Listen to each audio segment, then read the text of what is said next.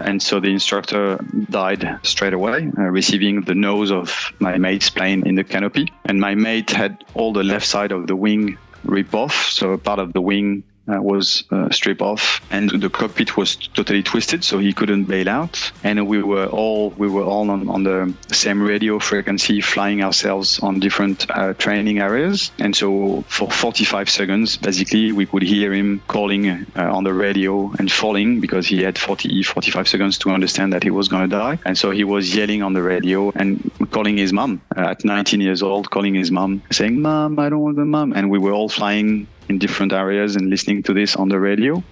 And then, of course, the sound stopped. Welcome to Combat Story. I'm Ryan Fugit, and I served warzone tours as an Army attack helicopter pilot and CIA officer over a 15-year career.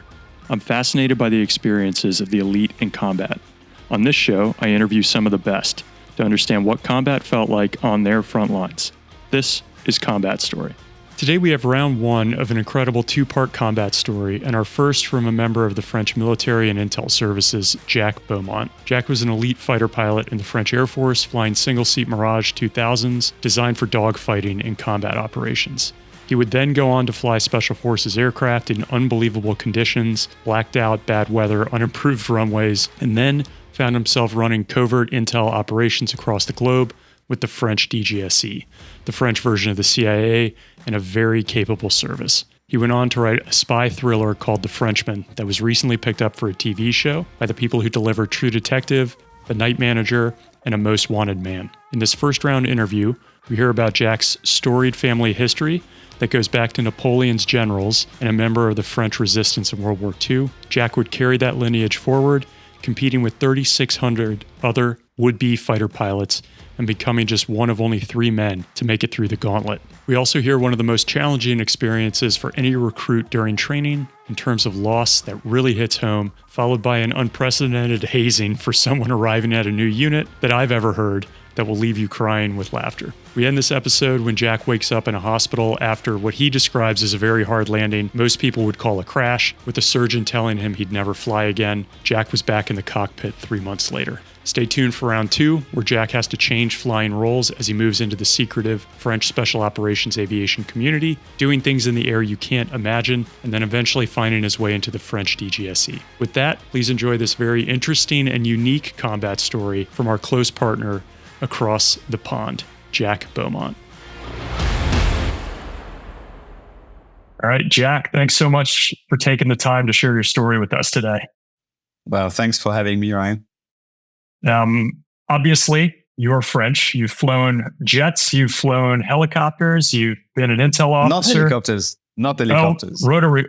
You've done fixed wing on the intel side, the conventional side, and you've done the intel work. But I think the first thing we got to figure out, you're calling in from Australia. How did you end up there? Why is that where you retired to? Well, I could say that it's because I'm hiding, but it's not. It's because I have an Australian wife. So that's the real reason. So when I left the services, when I left the company, to be honest, the idea was to go far away from some kind of countries you may have known yourself. And I didn't want to go back in those places so much, or maybe because I wouldn't be so welcome. So the idea was to go far away, and luckily enough, my wife was Australian. But I've been before Australia. I've been for 3 years in Korea, leading a company. I was based in Seoul for 3 years, which was great experience, but very bad for the liver. Lots of drinking. Is it what is it that they would drink there? Is it mainly beer? Soju. They drink soju. Yeah. Very cool. And people will hear you refer to the company, and in your case, that's DGSE. For us, some people do call the CIA the company, but most of us call it the agency. And everybody's got their own name for their org. Anyway, what I wanted to do, though, Jack, obviously the connection that we have was because of The Frenchman, this novel that you wrote. Obviously, it's fiction, but it does have some reality from your experiences in it as an intel officer. And I highly recommend it. I have gifted it now to my father, my two brothers. I'm about to send it to my father-in-law. So for those who are listening, I'm not just saying this because Jack's on here. The tradecraft is very real. The story is compelling. It's a spy thriller like the Terminal List or these Jack Ryan shows you might see. So I do highly recommend it. But that's how I saw you, was through the Frenchman, and then I reached out.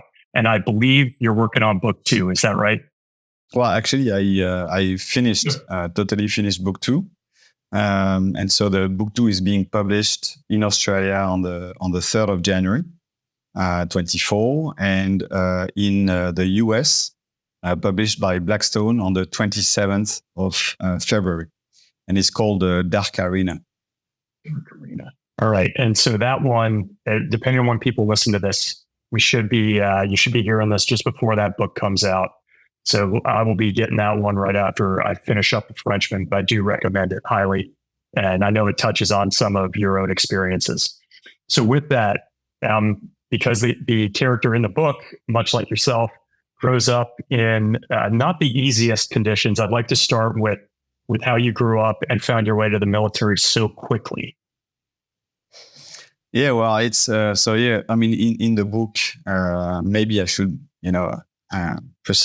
explain this. The reason why I wrote the book actually was because I had the PTSD with everything I did, and so I decided to write the book in a kind of a cathartic process, thinking that no one would read it. It was not going to be published, so it was really for myself. And I was advised to do it at the third person, so that it was easier to give away my emotions. And so clearly, the book is myself. I mean, the main character is myself.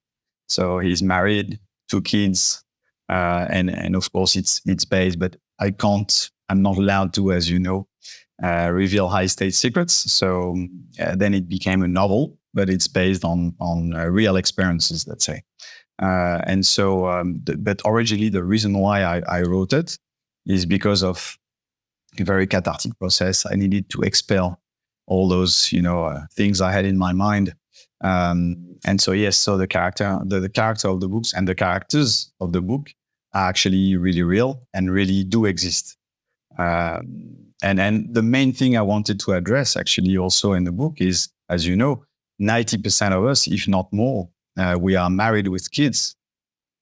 People always think that, spies, single guys, so it's very cool to arrive in the lobby of a hotel and say, my name is James Bond, and that's very easy. But actually the reason why we have false identities is to protect the family. And being married with kids is a sign of mental stability. And that's the reason why the company is hiring guys being married, because they know it's a sign of mental stability.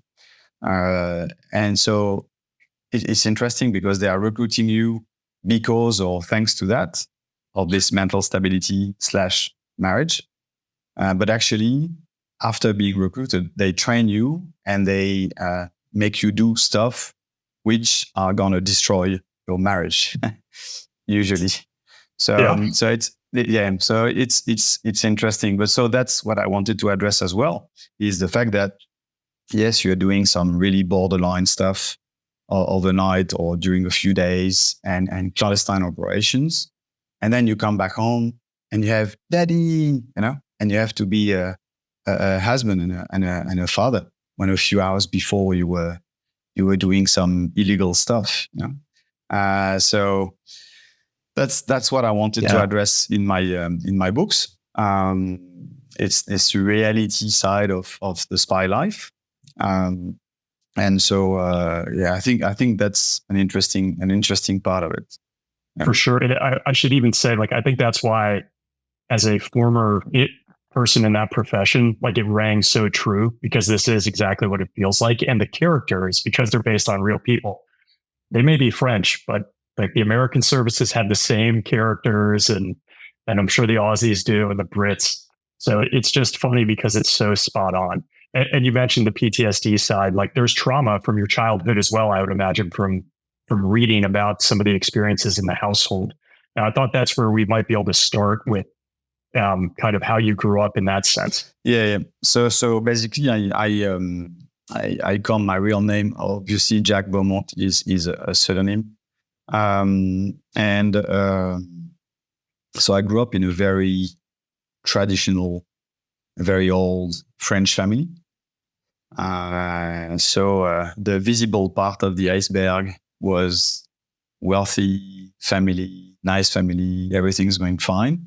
But in reality, under the surface, it was pretty violent at home. So my parents were fighting a lot, physically a lot.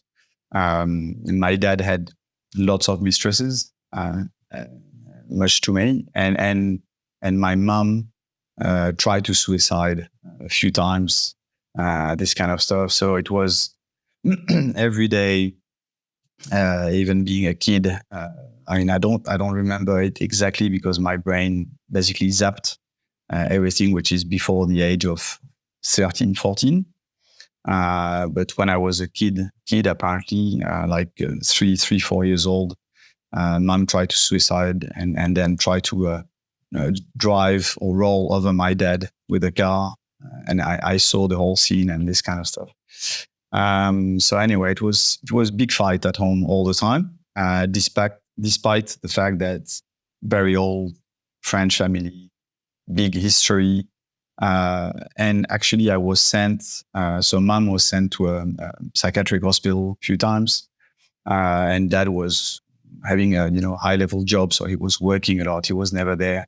I don't know if he was not there for his mistresses or for his work, but yeah, doesn't really matter. So I was sent to my grandfather, and so my family, my ancestor, my direct ancestor, my great grandfather, was one of the main general of Napoleon's. So he's really well known.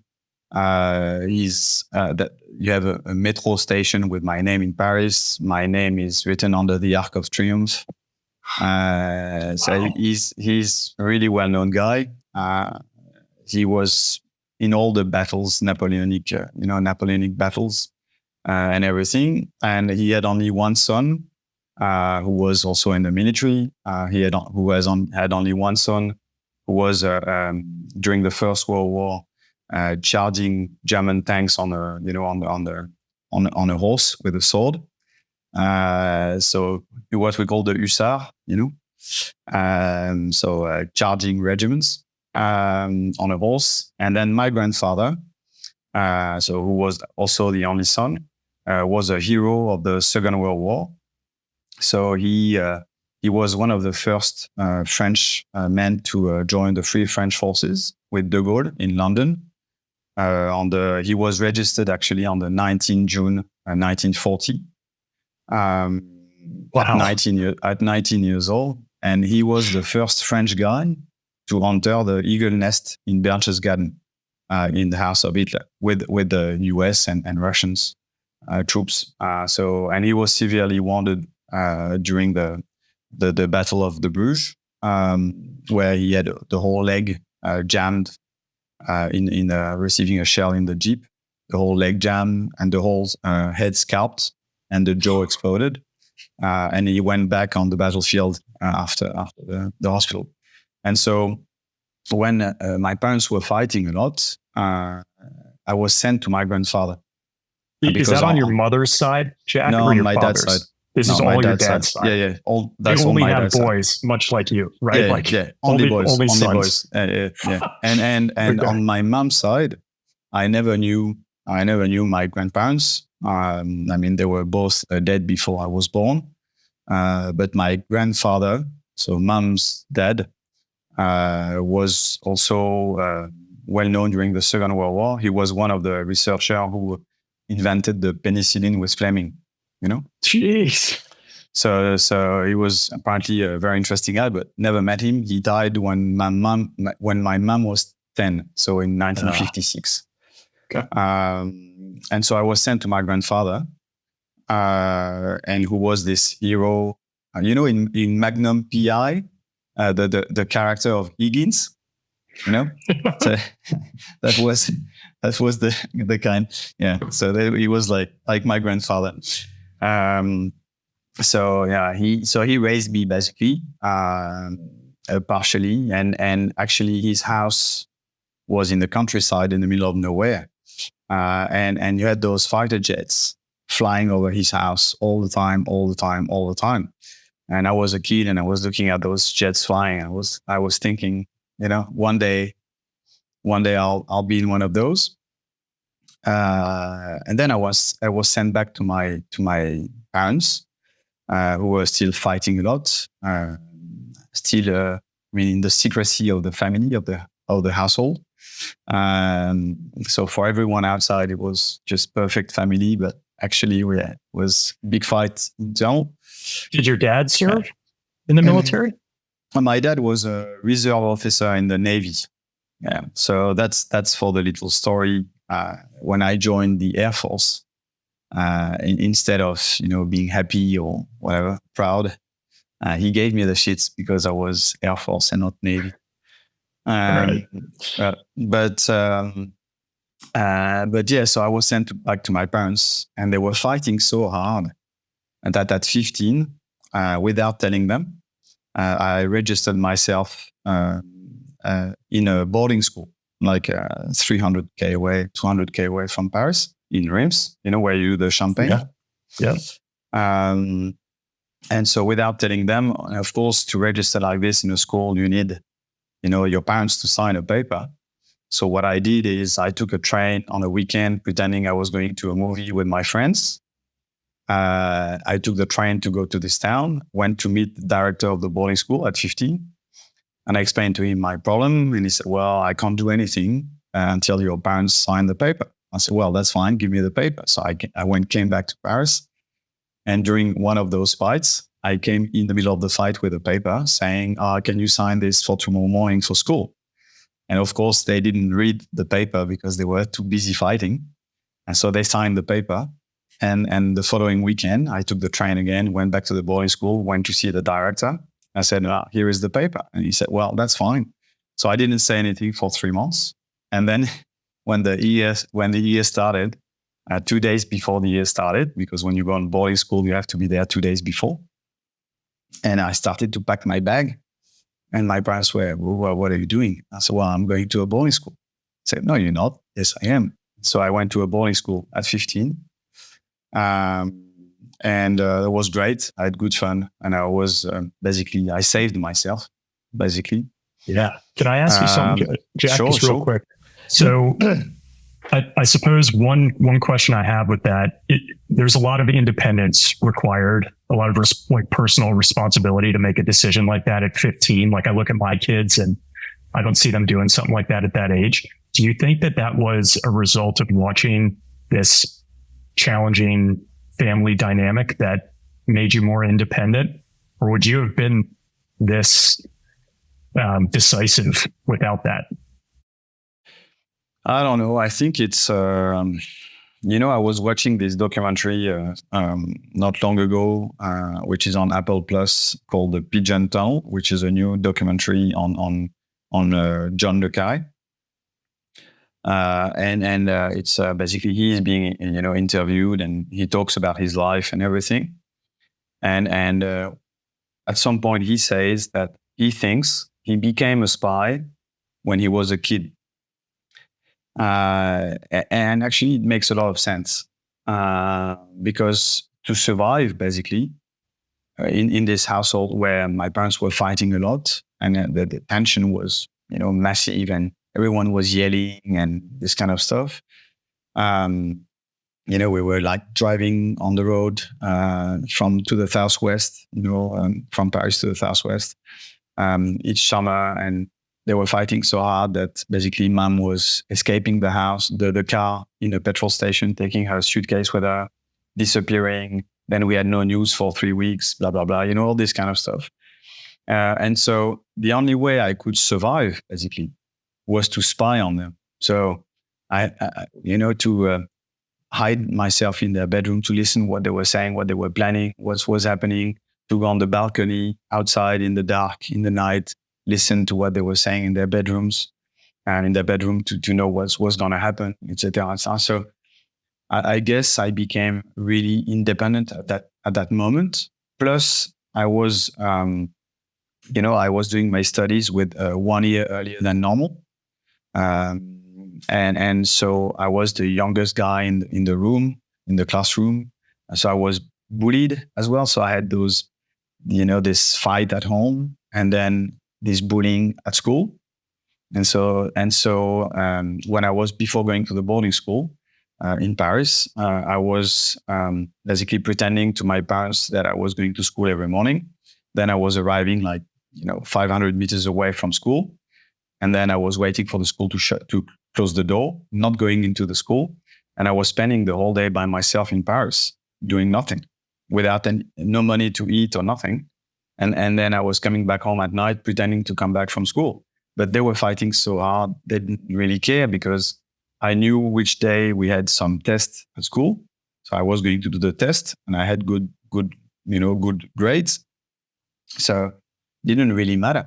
And so I had no safe place already. So that's where I started to lie basically to everyone. So I was lying to school, and I was lying at home, and I was having already my little secrecy and my little own bubble, in which I was living my little world.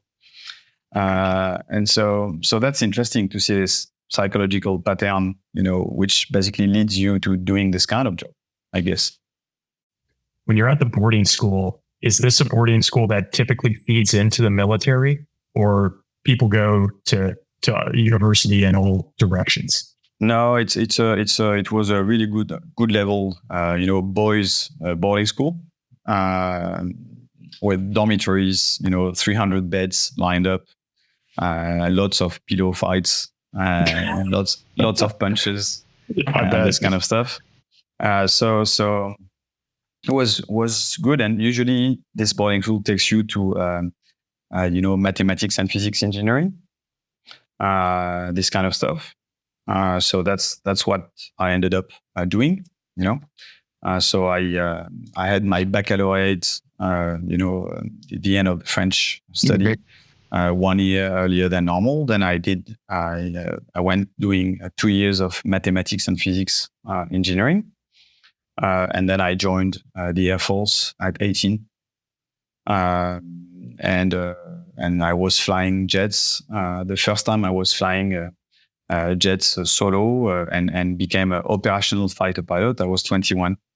It's amazing. Yeah, so very different than the U.S., obviously, where you have to go through college of some sort, the officer training program. Maybe you get in at like 22 and you're flying solo jets at 24, maybe. I don't know, but that is early. That is early. I mean, there are two ways in France you can become a fighter pilot: mathematics and physics engineering, and then you join this engineering school, which is the Air Force Academy, basically, which is 3 years, and then you have to be trained on jets, etc. So it's like longer. And there's the other way, which is a direct selection to select pilots. So the year I went through, it was like 3,600 candidates. And 3 years after, we were only 3 pilots graduating as fighter pilots. What? Yeah. So it's direct selection. Every flight is a selection during 2-3 years. Every flight is a selection. You can be kicked out every day because there are so many guys who are trying to enter through this door.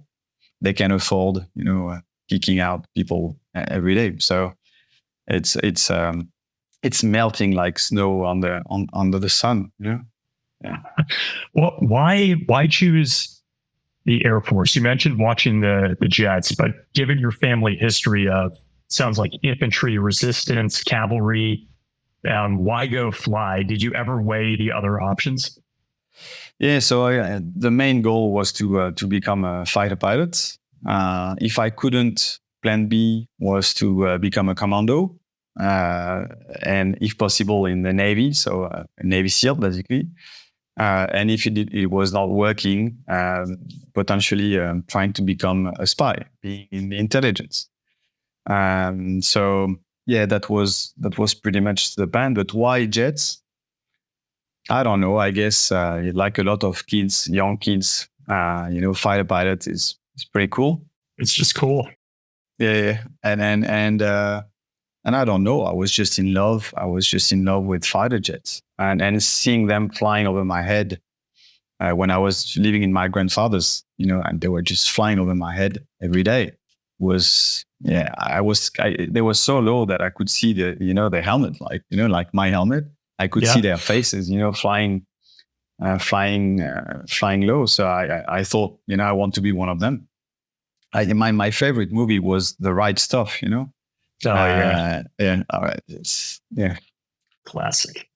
Classic. Did you, given the relationship you had with your father, which sounds like it wasn't great, did you talk to anybody about this decision of like, hey, I want to go fly jets? Did you talk to your grandfather, your dad, a friend? Yeah, of course. And my dad, he was high position in the industry. And he was, always saying, come on, stop dreaming, Really? So few people. That's it's very hard to become a fighter pilot. You should do an engineering school. You should do this. You should do that. But actually, it's my relationship with my dad. For me, despite everything which was happening, he remained a hero for me. He was everything I was doing was to have his pride, for him to tell me I'm proud of him. So I was always pushing myself to do better, only for him to be happy. But he was never happy. It was never enough. This was never enough. Like mathematics at the baccalaureate, I had like 20 on 20, 100 on 100. And it was not good enough because in biology, I missed a few points. Yeah? So when the day I received my fighter pilot license, what we call the macaron, on your chest, your wings. When the day you receive your wings, he gave me the shits because I was in the Air Force and not in the Navy, so it's not the same uniform and this kind of stuff,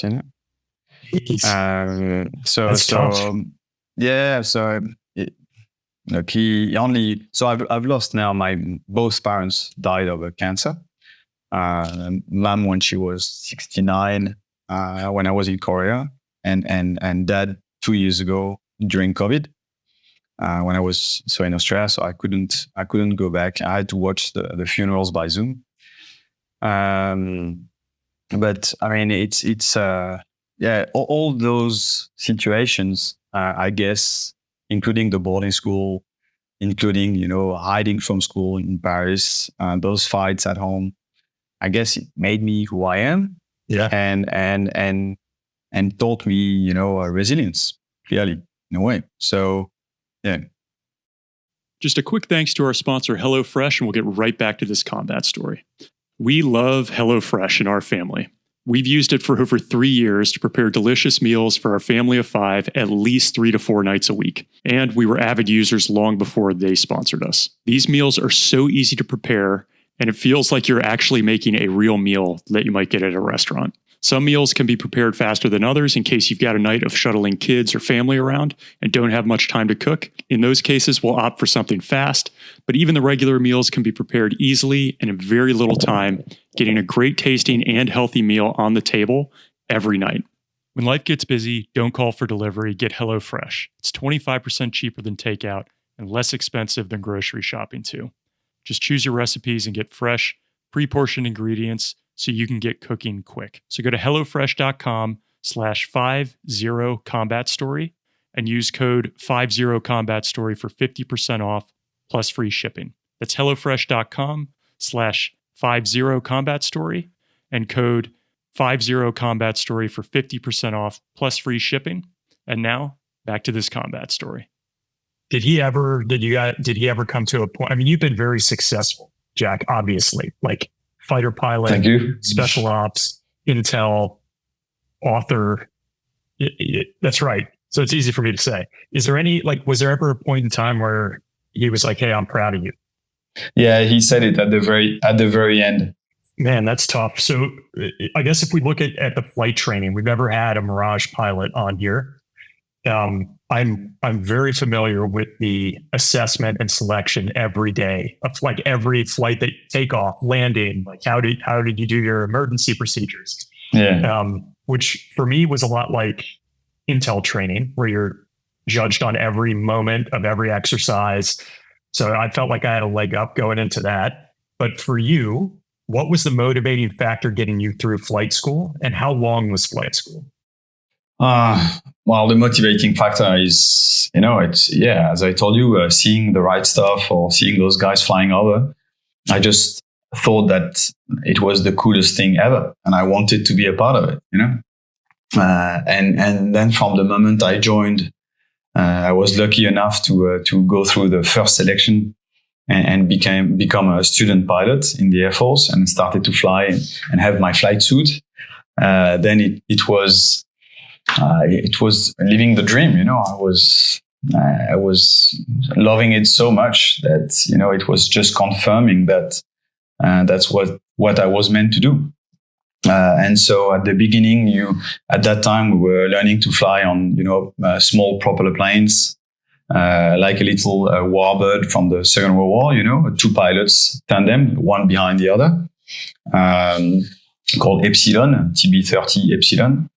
And so you learn the really basic flying. And as you know, there are 3 stages, let's say. So you have some things which you have to demonstrate, things you have to study, and things you have to observe.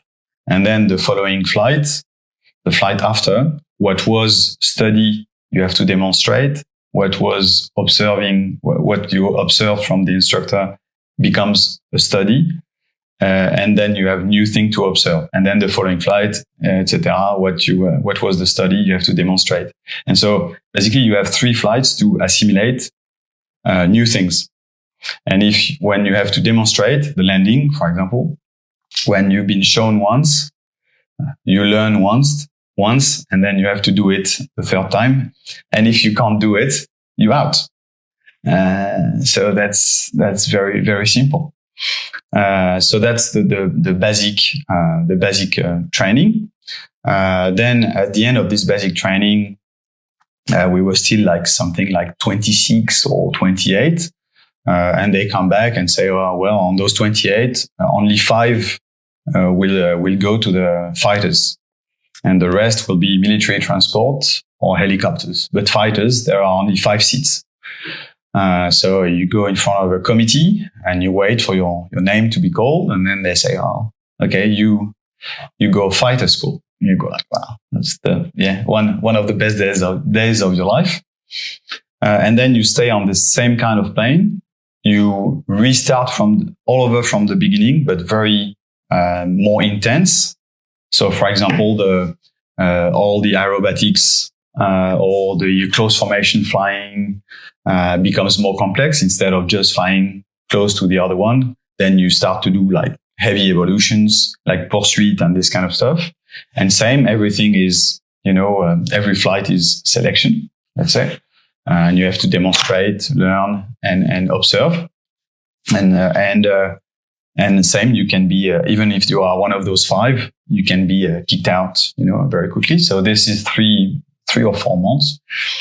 And then you are sent into if you're good, there is another, committee, which decides if you can, move on to the fighter pilot school. And if you can, then you move on jets, small jets, like what we call alpha jets. So it's like a small Hawk or a T-45. And you start flying those planes. So twin engine, you start to fly at 450, 500 knots. When the first one was 180 knots, so it's clearly not the same. So navigation, low altitude, with the map and the timer. That's it. So it's not the same speed, and it's very hard to catch up with the speed and the plane. And then all the program you had on the basic training and the pre-fighter school, you do all the same again, but on those jets. But then you can pull 7Gs. You start a bit of dogfight, navigation, flight with no visibility, all this kind of stuff. And then you have a lot of tests on every category of flight, aerobatics, navigation, night flights, etc., etc. So this is roughly the whole fighter pilot school is, I would say, maybe 1 year, a bit more. And at the end of it, you receive you graduate and you receive your wings. So during that phase, we went from 5 to 3. 2 of them were kicked out. So at the end, we were 3, receiving the wings. And then you move on the same jet, but on another airfield, other airbase, next to Bordeaux. And you start to be trained, operationally trained. So you start to shoot cannon, rockets, training bombs, this kind of stuff. And then at the end of this one, they do an assessment taking all the marks you had from the very, very beginning of the training. And then they decide on which plane you're going. And at that time, and what kind of mission. Because at that time in the French Air Force, you had some Jaguars, which is a truck, single seater, but just carrying bombs, no radar. It's just a truck, but a really good plane, but just a truck, a very old one. Then you had the Mirage F1, which is not a delta wing and which was made to be doing some reconnaissance. So low altitude, high speed, filming, taking pictures, this kind of stuff. Then you had the Mirage 2000, so delta wing. So Mirage, when you say Mirage, it's like a brand, let's say. So it's like when you say a Ferrari, if you say a Ferrari, you have Ferraris from the 50s and Ferraris from the, 2020. They are not the same, but they are both Ferraris. Okay. So the Mirage 2000 was the latest generation of the Mirage. Delta wing, and you had some which were 2-seaters for ground attack, some which were 2-seaters for nuclear mission, so drop the nuclear bomb if necessary, and some which were single-seaters for dogfight, so air-to-air combat. And of course, everyone was generally targeting the single-seater dogfight, and everyone was trying to avoid the nuclear. Because, that's the shittiest mission. Yeah, clearly, you're training all day long to do something that you hope you won't have to do. Yeah. Yeah. Because the day you have to push the button, and it's 50 times Hiroshima. You're training all day, every day to do stuff you hope you won't have to do. Oh, no. So nuclear usually, even if you fly the Mirage, people trying to avoid that kind of mission. And I was lucky enough to be selected to go single seaters dogfight. So then you have to be trained on the Mirage. So going from that trainer jet to the Mirage, so you have to learn to fly the Mirage. And that's like going from a small Mazda car to a Formula One, basically. So at the beginning, it's just like, it's another world.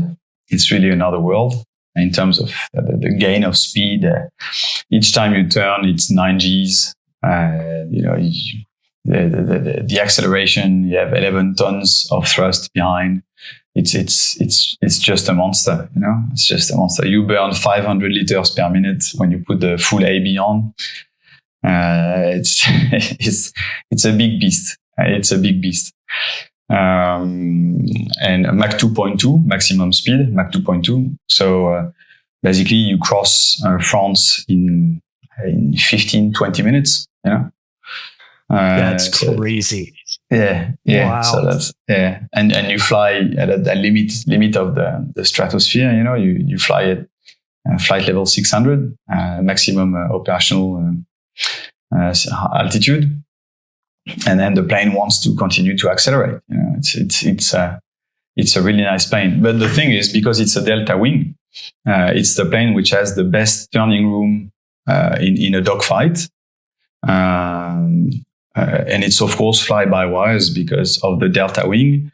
You can't fly it without flying without electric controls, because it's unstable on purpose. So if you have a failure of the flight controls of the fly by wires, it's ejection. You just can't fly it. Wow. Okay. There's so no backup into no. like It's you have five. Wow. So you have five different chain of calculators and fly by wires basically.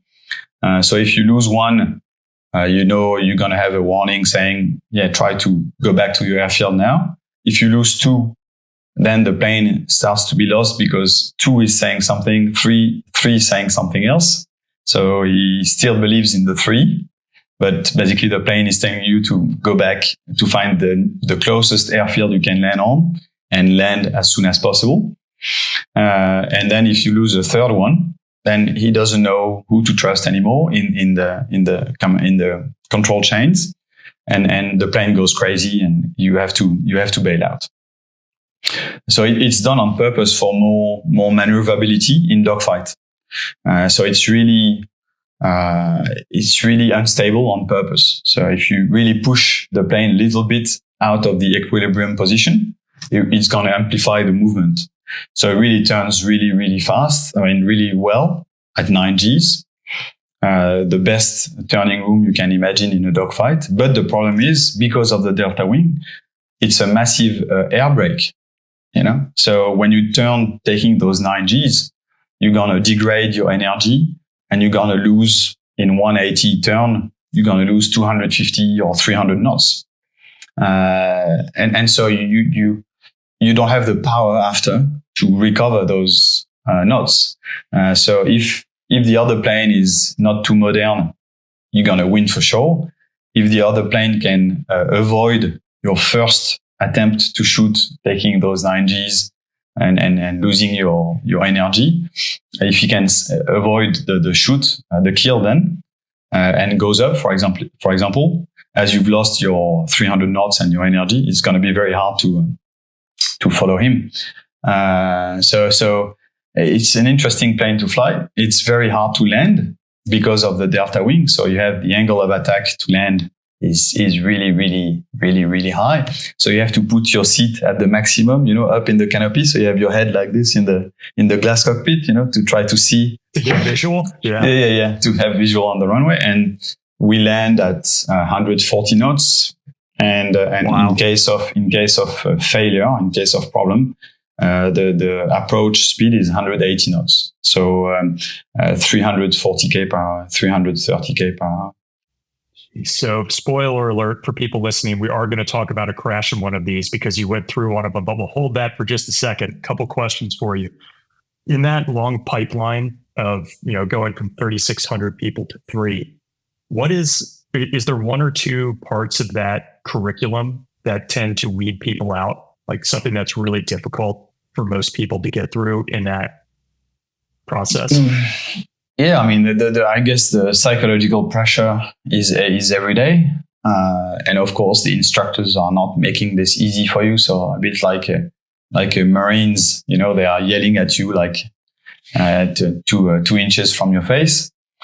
And of course, it's never good enough, and it's never this, and it's never that. And they try to destabilize you even during the flights, all this kind of things. But I guess we've lost a lot when we started to have the first accidents. So the first mate we've lost Greg. He was 19 years old, lonely child, and they were so on the small propeller planes, basic trainer planes. How to avoid intrusion on the radio communication. We usually use signs, when we're flying in close formation. And so you have different kind of formation. You have this very close one, and then you have the other one, which is a bit, away, and then the other one, which is like this, and then the other one, which is like this. Okay. And so if the leader, flips his wings, it means he's calling you in the next, in the closest formation. Okay. So they were like this, evolving over the clouds. For those who are listening, Jack's showing like a staggered formation, and then rocking the wings indicates movement to a new formation. Yeah, go ahead. Thank you. No, sorry for my French, French English. Some people aren't going to be watching us. Some are just listening. They don't appreciate our good looks, so they just want to hear these voices. So keep going, please. Yeah, so you have to, when the leader rolls the wings, you basically call the wingman closer. And they were in that one step away from the closest formation. And they were over the clouds, and the leader didn't want to call him in close formation, the closest formation, to go through the clouds in Jamaica, in visibility, in the IFR rules, and so flight with no visibility, because it was just a few clouds. So he decided to look for a blue hole in between the clouds, and so doing so, he's been rolling his wings, because he was looking left and right. And my mate, Greg, understood that the leader was calling him in close formation. So he didn't confirm on the radio. We changed since. Now the procedure has changed. And he came in really close formation, so 2-3 meters away from the leader. But the leader didn't see him coming. And then suddenly the leader saw a blue hole on the side where my mate was in close formation. And so he broke and did a heavy, hard turn on the right, thinking the other one was 50 meters away, when actually he was 3 meters away. And so, of course, they've been, crashing into one into the other. And so the instructor died straight away, receiving the nose of my mate's plane in the canopy. And my mate had all the left side of the wing rip off, so part of the wing was stripped off, and the cockpit was totally twisted, so he couldn't bail out. And we were all on that day. We were all on the same radio frequency, flying ourselves on different training areas. And so for 45 seconds, basically, we could hear him calling on the radio and falling, because he had 45 seconds to understand that he was going to die. And so he was yelling on the radio and calling his mom, literally, at 19 years old, calling his mom, saying, Mom, I don't want the mom. And we were all flying in different areas and listening to this on the radio. And then, of course, the sound stopped straight away. And then we heard the ground control saying, all airplanes, return to base immediately. So we came back and landed. And on that day, a lot of guys decided to stop the training. So I guess it was a question of mental resilience in a way, and that's why also I think that my childhood allowed me to go through all those moments more than others, maybe. I don't know. So this one was pretty hard, and nothing really was remaining of him in the plane. And so the first thing the Air Force did was a blood test. It was the only thing they could find is a foot in a shoe. And the first thing the Air Force did is a blood test to see if he was drunk or not, and to evaluate if the family could have the insurance, and if it was his fault or not. And then we had to carry the coffin empty. And his parents came to see me and asked me if their son was in the coffin, and I had to say yes and lie to them, looking at them in the eyes, because for them to grieve. So I told them that their son was in the coffin. So on that day, a lot of guys bailed out and stopped the training. How, I guess for you, did that change anything? I often interview vets, myself included, where there's a point in your training where you realize, not or training or combat, where you realize you're not invincible anymore and you can die. Sometimes it's watching somebody else go through that. I don't know, did it change how you thought about flying, your career, anything? It's going to be a bit weird to say that, but because of the youth I had, it's not a daredevil. I was, in a way, looking for confronting death. And I was not, so maybe on that day, it was not about realizing that I was not invincible anymore. It was more realizing that, that's it. Actually, I start to play on the edge. I don't know. I had this, anger in me and the will to fight and see where the limit was, with no fear, because of what happened in my family, my parents, and all this kind of stuff. It was not suicidal behavior. It was more like, I don't know, a different approach of death and just trying to see how far I could go, And that's why after, when I was in war missions, the more intense it was getting, and some guys were, really shocked and everything, and I was thrilled. It's I mean, there are some things which can scare me, of course, in life, especially with my kids and all this kind of stuff. But at that time, me personally, I was considering myself in a way almost dead already. So Jack, maybe next, it's always interesting to hear when people get to their first unit out of training. What's it like being 21, arriving at, or maybe that's more common, I guess, in France, but what's it like being that young? How are you treated getting to your first unit? We had how do you say, the induction process? How do you say? Indoctrination. Induction. No, I get it. Yeah, you're bringing the problem. And so, so first I was trained on the Mirage, went well. And then finally I was sent to my operational squadron. And you know how every squadron is competing against each other. And for those who are doing air-to-air combat dogfights, we consider that because we're flying single-seaters dogfight, we consider that it's the top of the top. The best. And the best. And those who are flying two-seaters, actually they need a navigator in the back because they can't fly solo,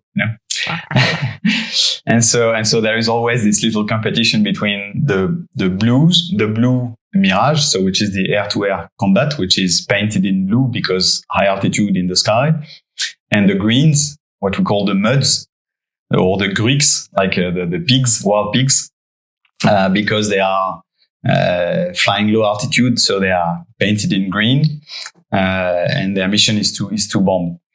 And so I arrived in my unit. That's a good story. You're gonna like it. I arrived in my unit, of course, uniform, blah blah blah, everything. And I arrived and went to see the boss, introduced myself, etc. And he said, well, welcome. Here is a letter for you, and you have a train in 2 hours time.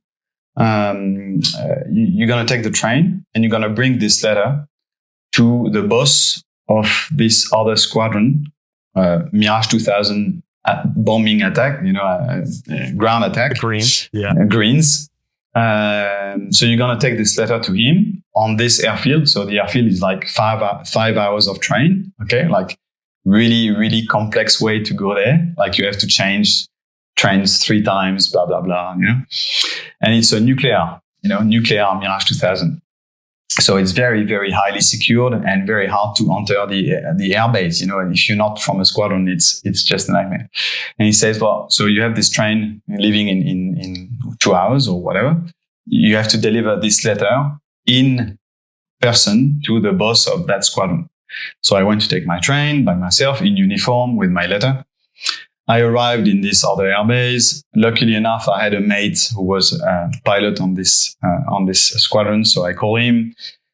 He comes and pick me up at the entrance of the airbase. So I could get in. I arrive in the squadron. I go and see the boss of the squadron, so a colonel, and I deliver the letter. And then he opens the letter and he goes like, yeah, interesting. Come with me. And so he drags me into the operation room, where you have all the flights planned on a big board, on the wall, and all the pilots getting ready, putting their anti-G suits, drawing their navigations and everything. And there is a microphone there, and this microphone is used to talk to the whole personnel, including the mechanics of the whole unit. So when the boss wants to give a global message, he presses on that button and he takes that mic and he talks to everyone in the same time. So he grabs the mic and goes like, your attention please, everyone, your attention please. We have a young pilot coming from the blue Mirage 2000, air-to-air, single-seater dogfight. And he's got a message for all of us. And then he gives me the mic and give me the letter, which I didn't know what was in the letter, of course. I had an idea, but I didn't know. So I grabbed the microphone and I grabbed the letter. And then I start to read. And it was basically, we shit on your squadron. You guys can't fly a jet by yourself. You have to be two in a plane to manage to fly a Mirage. The navigator at the back is a monkey. You should feed them with bananas and all this kind of stuff. And so I was like, yeah, okay, well, yeah, I'm going for it anyway. So I went on and on and on. No point hiding, No. So I was going on purpose. I was going on and on and on and on. And I could see all the guys coming, dropping their anti-G suits, and ready to grab me, which they did. So, and this unit is called the Sioux. So it's actually very linked to the Lafayette. So it's called the Lafayette Squadron. So it's highly linked to the US actually. And so the symbol of that unit is an American Indian, with all the, feathers, on the head. So they are called the Sioux. So they grabbed me. They did put me totally naked.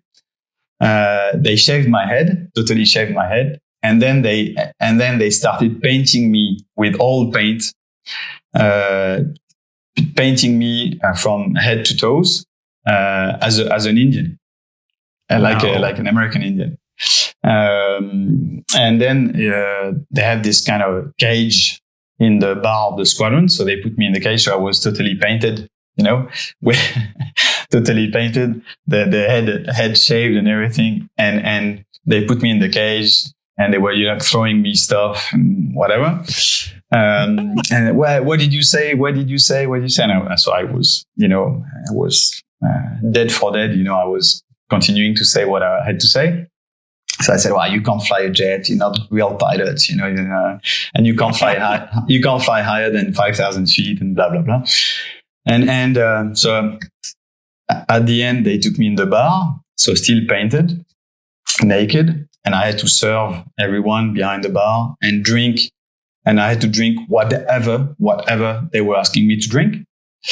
So I had been drinking everything. So of course, finished at 4 a.m., totally smashed. They gave me my uniform back, but they had with cutters. They have been cutting my pants like in little bands, So I took my train back to my airfield, totally pissed, totally painted in uniform with my pants, totally cut, stripped. And I arrived to see my boss, and I reported in his office and say, I delivered your letter. And he said, yeah, I know. Apparently it went pretty well. But now you have to go and see this captain. He's waiting for you. He's going to look after you for the day. So I went in his office, said, Captain, blah, blah, blah, introduced myself. And he said, well, you're going to go at the end of the runway. Okay. And you're going to wait there for the whole day. And every plane taxiing to take off, which is from our squadron, you salute him. And every plane taxiing to take off from the other squadron, you show him the finger. Okay. I was like, okay. So I was at the end of the runway. And then each time I was seeing a Mirage with like 5 meters, distance from the taxiway, the Mirage was like taxiing in front of me. I was checking the number and, the drawing at the back, and I was saluting. So the guy was stopping on the brakes and saluting me. And when it was the other one, I was showing the finger, and I could see him, pulling the brake and looking at me like this, with a helmet, and then putting a bit of power in my face, showing the engine, the back of the engine, putting a bit of power. And then on that night, I was taken back to my squadron, and I was called at the operational room and say, a phone call for you from the other squadron. So I pick up the phone. I say, yeah. Say, is that you? I saw this afternoon at the end of the runway showing me the finger. I say, yes. He said, well, I'm Colonel blah, blah, blah. I'm the boss of the other squadron. We're expecting you in 5 minutes in our squadron. So I had to go to the other squadron. And then here we go again. The whole night, again, I was smashed. Yeah. The whole night I was smashed. I had to drink everything. I had to stand up on a big barrel and sing and tell jokes and blah, blah, blah, and everything, all this kind of stuff. Finished like very, very late. The following day, I came back to my squadron, and then they locked me in the basement, in a room with no window, on dust, on the floor. You don't have any dirt floor. Yeah, dirt floor. So I thought, well, I'm gonna make the most of it. I'm gonna sleep. So I lied on the floor and on my uniform and slept. And then they woke me up at 5 p.m., took me to the bar of the squadron, my own squadron. And then third night like this again in my own squadron. And then at the end of the night, they gave me my, how to say what you have on your uniform, the symbol of your own unit. Yeah. So, and then I was a part of the unit. Yeah. That is the roughest I've ever heard. Yeah, that was a good one. Oh, man. No, the roughest we had was a guy. Basically, he ended up being strapped under the wing of the plane. No. Yeah. And they, of course, the plane didn't take off, but the plane did taxi and lined up like if it was about to take off. And the guy shit in his pants, and then he complained, and he decided to resign basically, and he became an instructor for on the basic course for the rest of his life. Yeah. Wow. Yeah. That's rough. Jeez. Hey, how do you guys do you all do call signs the way the Air Force does in the US? Yeah. Mine was spoon. Like a spoon, like a little spoon. Yeah. Why? Oh, long story. Yeah, let's do it. That's why we do this. No. Private long story. Okay. When we'll have some beers or whiskey. Okay. Fair enough. I've had one of those on the show where the guy's like, I can't tell this story out here. So, can you give people some context of the time that you're doing all of this flying? Like, what year is it?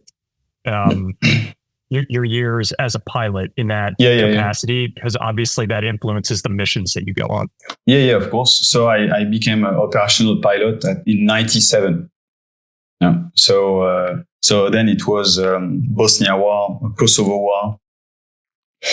Then you had Iraq in 2000, and then Afghanistan started not long after that. So it was mainly in the Balkans. Kosovo, Bosnia, Kosovo.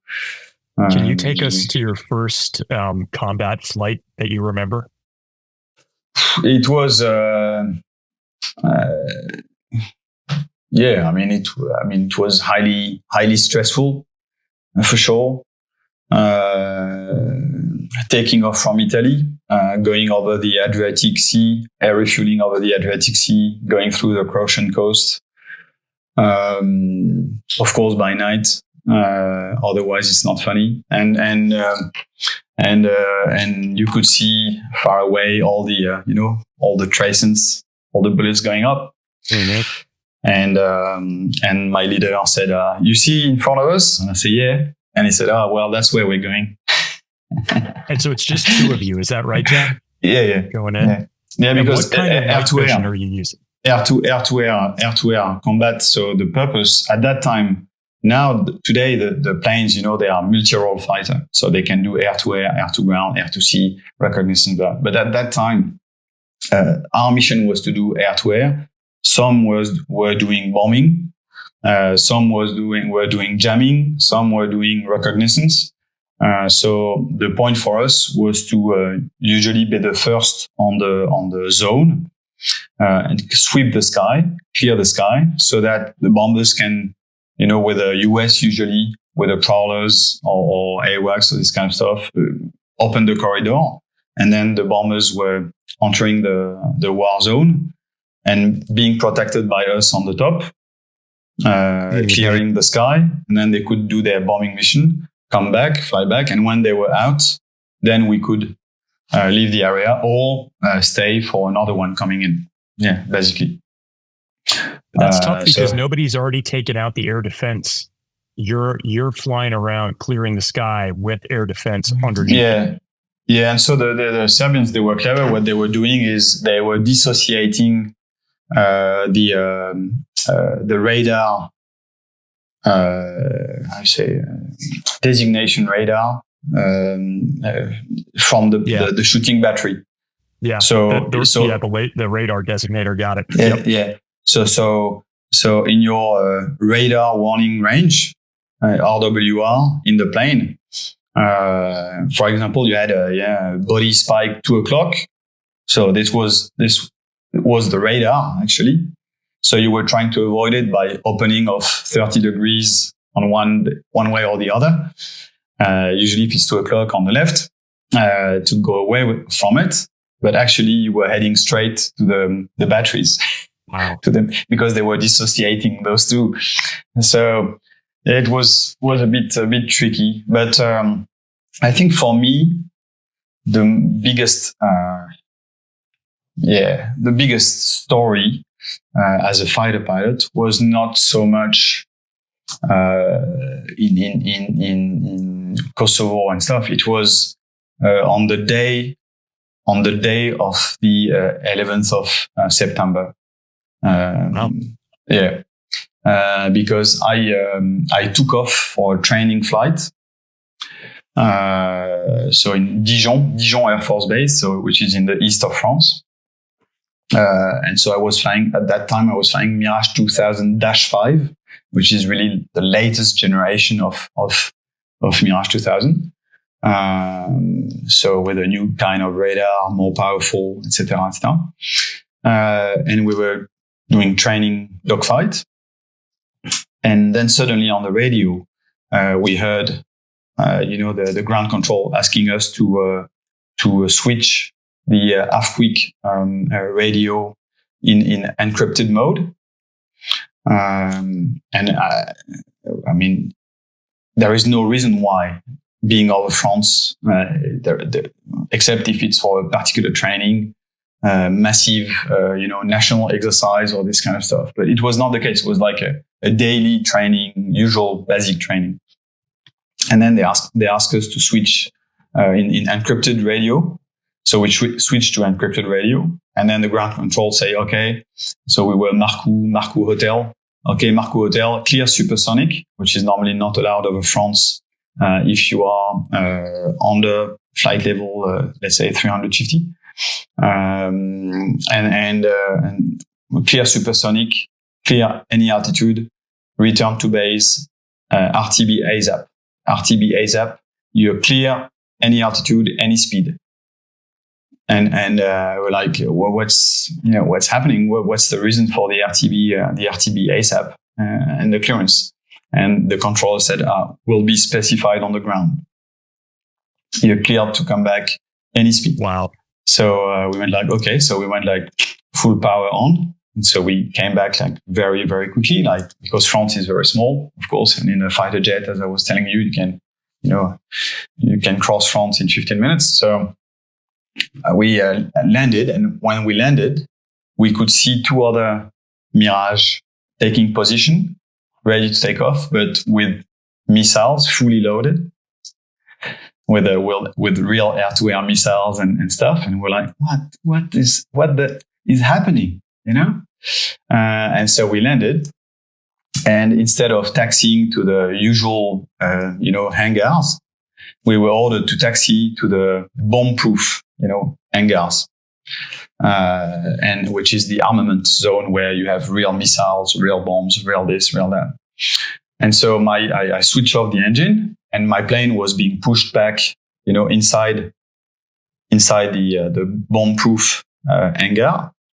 And while doing so, the mechanic was putting the ladder on my plane, and I was opening the cockpit, and he was putting the security on the ejection seat. And I undo my oxygen mask, and I look at him and I say, what's happening? And he said, you don't know? I said, how do you want me to know? The only thing we know is we were ordered to come back supersonic and clear any altitude. What's happening? And he looked at me and said, the United States are under attack. It's the Third World War. Yeah. And I was sitting there in my jet, and I thought, shit, the US are under attack. And that's the Third World War.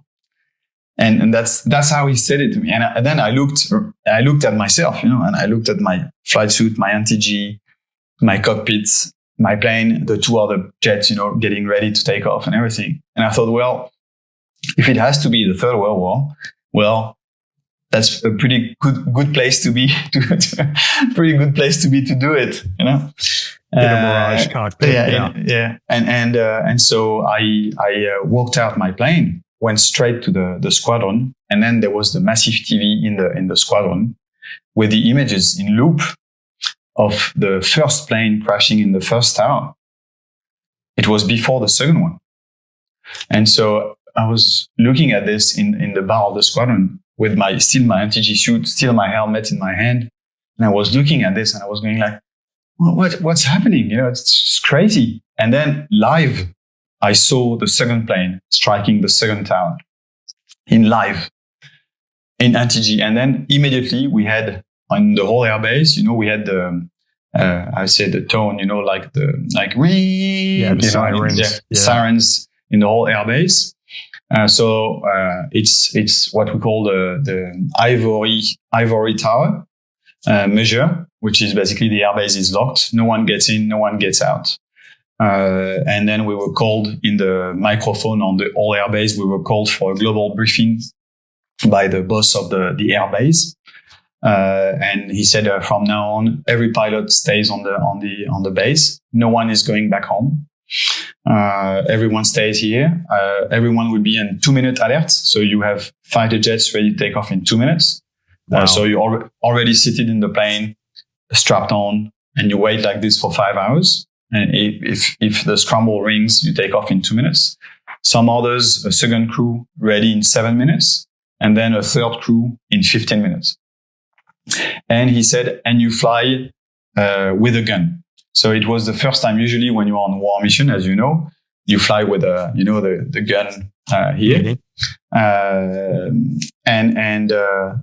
And it was for me being in France, in Dijon Air Force Base, on an air base, but basically being in a war mission, and flying with a gun in the holster here on the chest, and being ready to take off in 2 minutes or 7 minutes or 15 minutes over France, was just crazy. Was just crazy. And then it was my round, so I was ready to take off in 2 minutes. And then we had the bell, we had the sirens going on for immediate takeoff, scramble. But when you scramble like this, you don't know for what. And it was a plane coming from Germany, meant to land in Paris, Air Lufthansa, who had a failure, IFF failure. And so we had to take off in alert, and we rejoined him. So my leader was putting himself on the left, to identify the plane on the left side. And I was behind in, shooting position. And everyone had some authentication, canvas, grill, like, A2. If I say A2, you have to answer,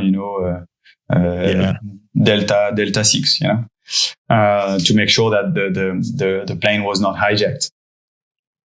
And so the pilot on the frequency said, we have a transponder IFF failure. And my leader went, okay, ready for Air Lufthansa, blah, blah, blah, ready for authentication.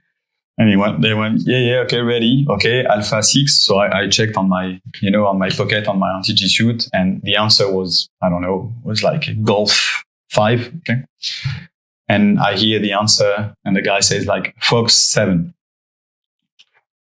And I'm like, oh shit. Okay.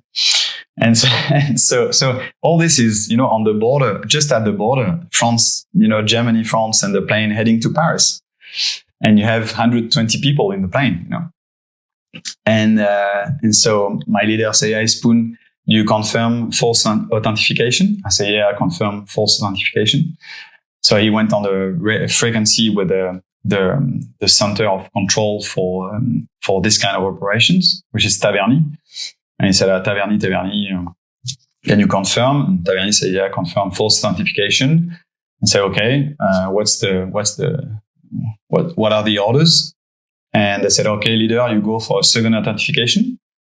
Number 2, so me, okay, Marco Whiskey 2. You go shooting position and security arm off.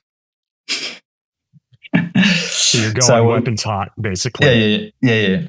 And so I was 500 meters behind with the Magic 2, so the infrared missile locked on one of the engines. So it was going like this, and master arm on. And so second authentication, the pilot made a mistake again. So Taverny gave us the order to do one last one before opening fire, and gave me the order, to undo the trigger on the top of the stick, so which is basically if you sneeze and touch it, then it goes. So I did undo it like very nicely and slowly. And then the voice on the radio changed. And I guess it's the captain who took the radio, the older guy, and he gave the good authentication. And then he said, we are not hijacked. We are not hijacked. I repeat, this is a real IFF failure, We are not hijacked.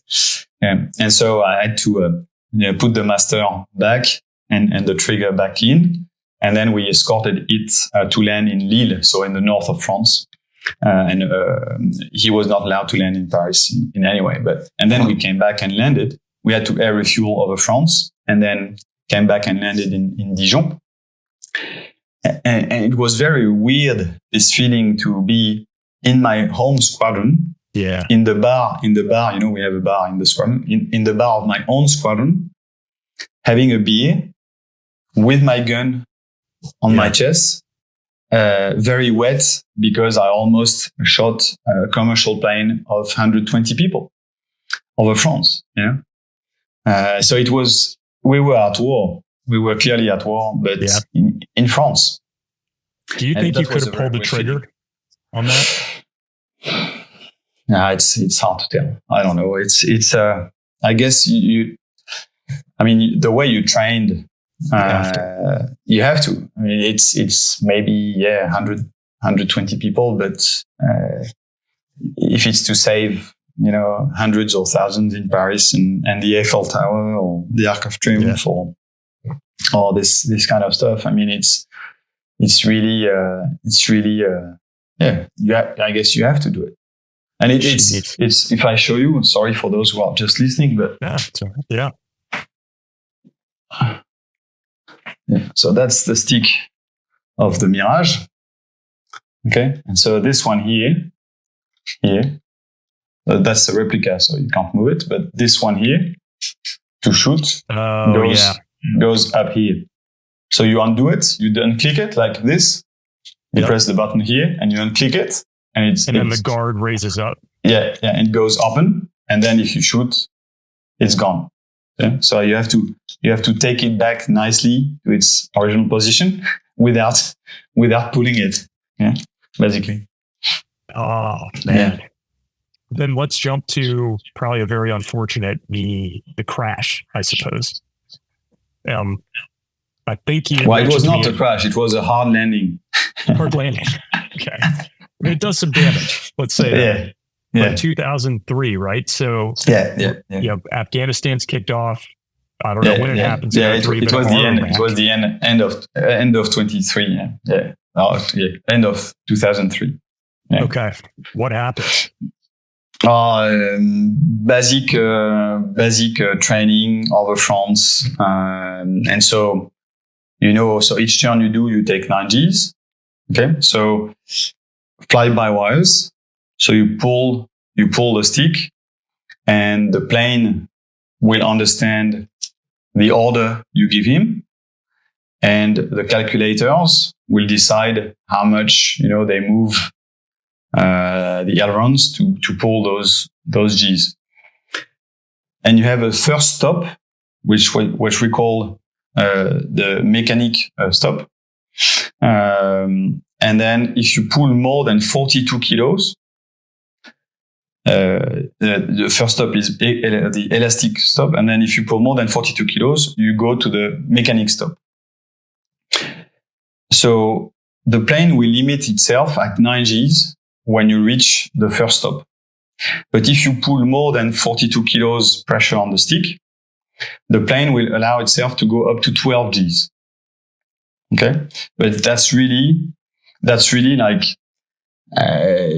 you miss something. You see the trees coming. You grab the stick with the 2 hands. You pull like a mule. Okay? And you take your 12 Gs and you avoid the trees. But then the plane has to be, the maintenance, and the plane has to be checked differently. 9 Gs is acceptable. But then if you pull more than those 9 Gs, then it's going to have hours, dozens of hours of maintenance to check that the plane is not damaged, and this kind of stuff. So basically, when I was fully equipped with my anti-G, with my Mae West helmet, everything, I was not far from 100 kilos. So when you pull 9 Gs, your body weighs 900 kilos. Your heart goes down of 6-7 centimeters in the chest.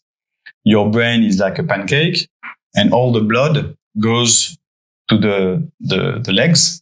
And that's why we have the anti-G suit, which is doing an external counter pressure to push the blood up to the heart and the brain.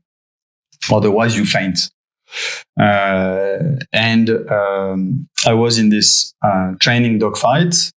And of course, I have to explain that the fastest you go, the easiest is it to take some Gs. For those you are pilots, so you get it. But for those who are listening, it's like, being on the road, and you have a bumper on the road. If you take that bumper at 30k per hour, nothing's going to happen. If you take that same bumper at 200k per hour, you're going to smash your head on the roof. Because there is a time difference between your speed vector and the speed vector of the car or of the plane. Okay.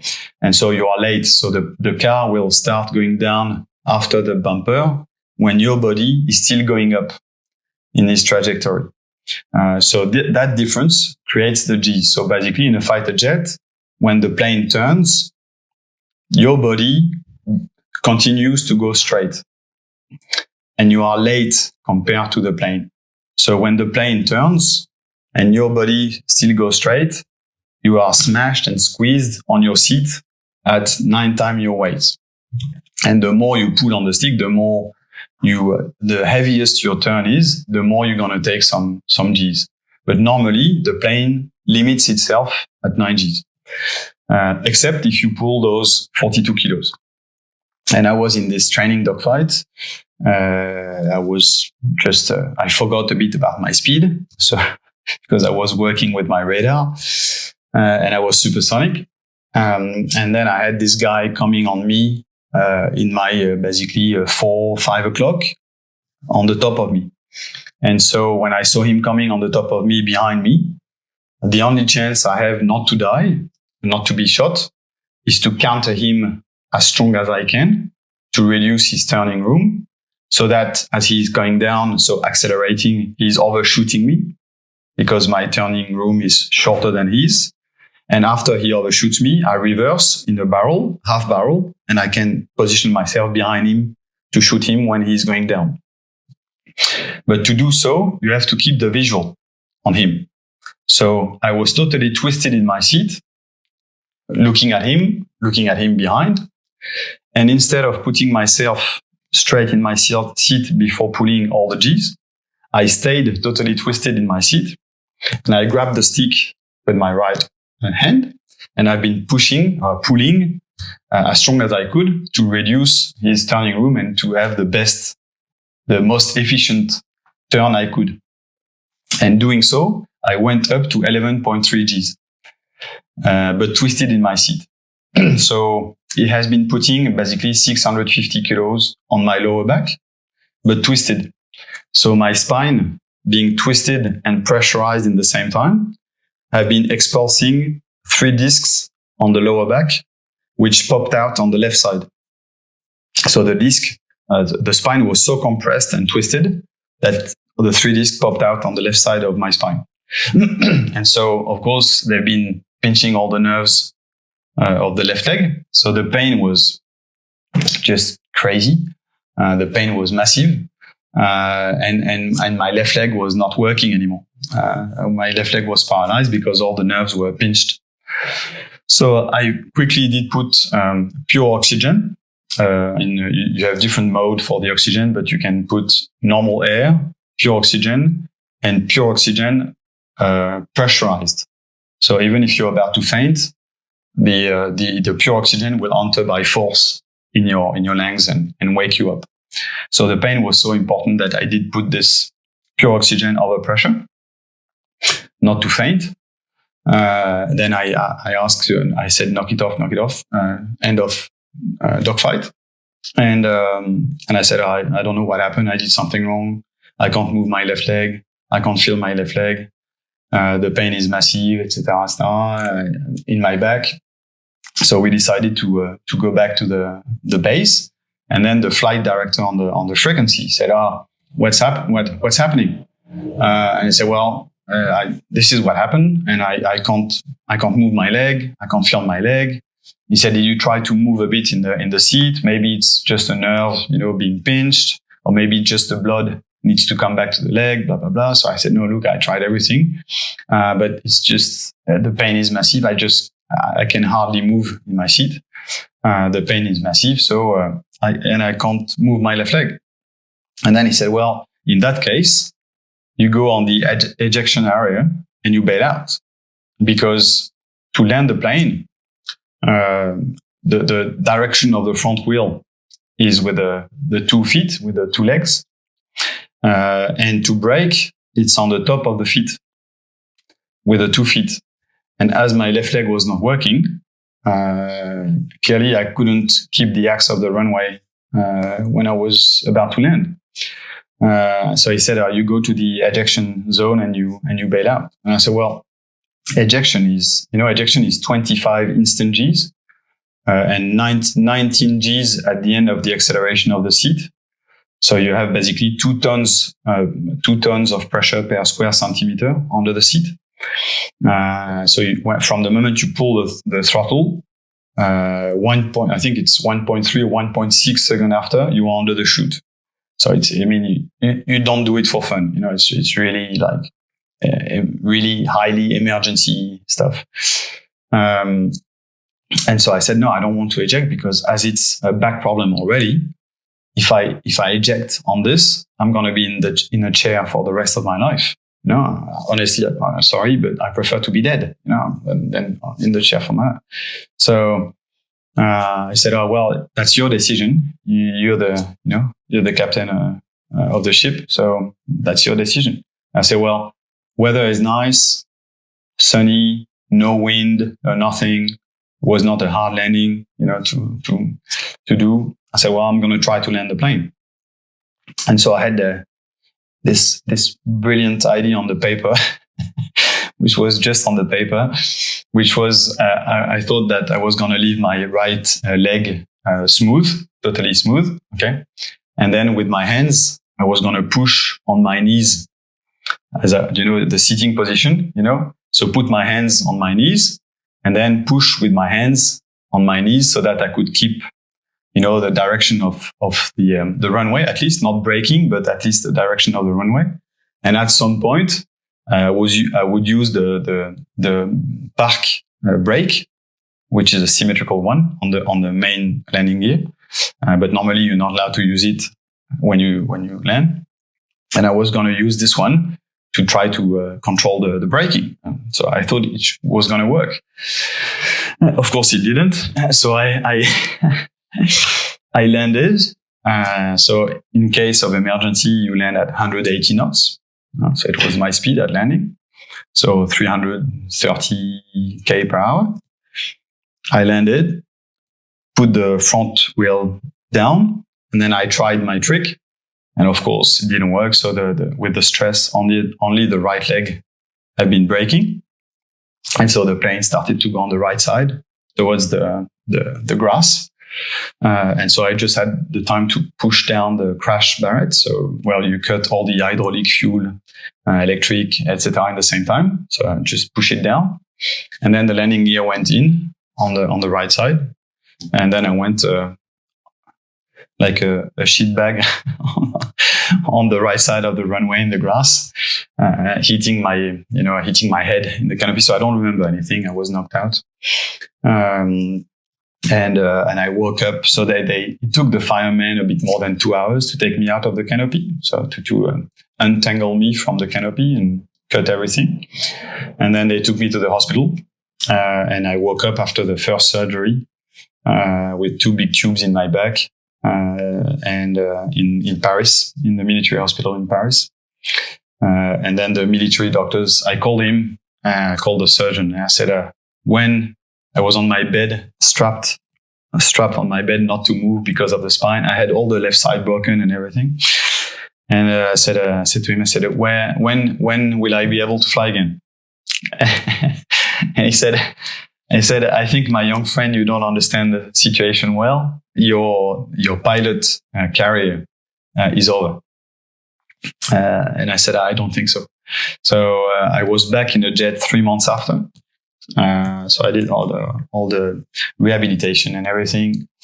I was still having a hard time to feel the top of my left leg, but it was moving. So what they did is the surgery, they've been, of course, opening and cutting all the parts of the disc which did popped out, and pinching all the nerves to clean and clear all the nerves, and recentered all the nutshells of the disc and closed it down. So I went back flying, but knowing, so the military doctors said, look, just be aware that if you want to fly again, you will have to sign the waiver. Because you won't be able to eject anymore. I mean, if you eject, you will be in a chair or dead for sure. Okay, because your back won't be able to support the acceleration of the ejection seat. So it's your call. You decide. Because the cost of training a fighter pilot is so important, and it's not like in the US we have a very small amount of fighter pilots and a very small amount of planes. And so they said, if you want to continue to fly, okay, but you have to sign the waiver saying that if something happens, it's not our fault, basically. So no insurance, etc. So I was flying knowing that I couldn't eject anymore. And if I had a problem, I wouldn't, my family wouldn't get the insurance and all this kind of stuff. So I went back in my squadron and I started to fly again. It was a weird feeling, flying knowing that, there was no exit doors. And the pain. I mean, it was because of the G-force. Every morning I had to take painkillers. Before the flight, I had to take painkillers. After the flight, painkillers. At night, to sleep, painkillers. Oh, jeez. So I was becoming a zombie. And then I went to see my CEO, and then I said, look, it's too painful. I can't. And he said, look, anyway, it's good that you come and talk to me because it becomes dangerous. And the others are losing trust, doing dogfights with you because you can't pull G's anymore. And you're going to kill yourself, or worse, you're going to kill someone else. So I think it's better if you stop flying jets. And I say, well, I totally agree. I think it's better if I stop. And it was a heartbreaking decision. Had to be heartbreaking. It was horrible. It was just horrible. I remember precisely the moment I said this. When I said it to him, when I said, you're right, I need to stop. I could hear my own voice, and I went like, why did I say that? Why did I just say that? And then I said, I've been adding, yes, okay, but in that case, I want to be retrained as something, sexy and rock and roll, and I don't want to drive a truck. And he said, yeah, fair enough. We'll find you something. So for a few weeks, didn't fly. And then one day he called me and he said, well, I've got something for you. I had a long chat with the HR of the Air Force, and if you are interested, you can be retrained as a military pilot for special forces, and you would be detached from the Air Force to SOCOM, to a special forces unit, and you would fly for any kind of special forces operations. And so you have to be trained first, of course, as a pilot to fly, land, take off illegally by night on roads, on fields, this kind of stuff, with night vision goggles, no flight plan, or switching off the Charlie mode of the IFF. But you have to be trained as well with those guys, whether it's Army, Navy, or Air Force, because if something happens and you crash a plane, for example, then you mustn't be the weakest part of the chain. So you have to be the minimum, the basic training, so that you can, go with them and not be a weight for them. And I said, yeah, okay, fine. If my back and if the doctors allows me to do it, because I had to jump, parachute, etc. So if the doctors are happy with that, I'm happy with that. And doctors said, yeah, the only limitation is the ejection seat. So for the rest, you're good to go. And that's how I started as a special forces pilot at the beginning. Perfect place to stop here. Give me one question though on the crash. When you said you were coming in, you have the landing gear down on the right. You start exiting off the side of the right side of the runway. Yeah. And I know you forget a lot of this, but from what people have told you, are you tumbling or are you sliding? Yeah. No, tumbling. Wow. Yeah. But not at the beginning. So first it was sliding. And then when the speed was much, much, much slower, then tumbling a little bit. Yeah. So it didn't explode, didn't burn. Yeah. When you're in the hospital room and you say, when am I going to fly again? Why not just walk away from it there? Like, why continue to fly in your mind? I don't know. It's just, I think I thought that was the only thing I knew I was good at, Yeah. And you've been a combat aviator, like you had thousands of hours. Yeah. Like you flew the sexiest plane you could. Yeah. It was too early. It was too early. Yeah. Wow. It was much too early. So I did just I wanted to continue, and then I was feeling the right place, the right time. I mean, I was having all my mates, my brothers in arms in the squadron. It was my family, it was my home, and stopping would have meant the unknown and do something else and being in another world, which could have been not my world. Yeah. I hope you enjoyed that combat story. It's pretty amazing to have our first French veteran and intel officer on board. And obviously with the aviation to intel transition, something that I know very well. Some of the stories that he has in the cockpit I can relate to, but he's obviously flying at 500 miles an hour compared to an Apache flying at 100. So very different from that perspective, but just wait till you hear next week's. It's really amazing the struggles, the challenges once he gets into the special operations flying and he gets into the French DGSE. I can very much relate to what he went through there. But with that, a couple listener comments. These are on our Rodney Brown interview, former SEAL and DevCrew support from a low-vis ops perspective. And again, I know the audio wasn't great on that one. I appreciate y'all pushing through. We're working on that on our side, trying to clean that up as we do these remote interviews, and we try to do these in-person ones occasionally as well to get some of that quality better. But a couple comments. The first is from Jeremy Walker on YouTube, and he says, Rodney, you're an amazing dude. And Ryan, keep up the absolutely outstanding work, bringing these stories to the masses. Great work, man. And then the second is from David57, also on YouTube, and he says, I've watched a lot of good channels the last several years. I really enjoy your polished, informative channel. Your guests are great. I wish you nothing but the best. Keep up with the great stories. Go Navy, hoorah. It's great to see. I would imagine this was written sometime around the Army-Navy game. Totally understood. We got the Navy folks listening to a SEAL like Rodney, who's got a great background. And then obviously you match that up with our interview with Mike Edwards recently. Mike and Rodney were in the same battle together, and they both recounted their experiences from that perspective. So with that, thank you so much for listening, y'all. Really appreciate the support. If you're interested, we have a weekly newsletter. It doesn't cost anything. It's combatstory.com/newsletter. It's got a nice joke that we make about one of the other branches every week. It's got a glimpse back in military or intel history. It's what I'm doing this week, prepping for a new guest, an interview I'm thinking back on. But just a little something each week to keep you up to date with what we're doing. So with that, thank you for sticking it out this long with us. Really appreciate your support. Stay safe, y'all.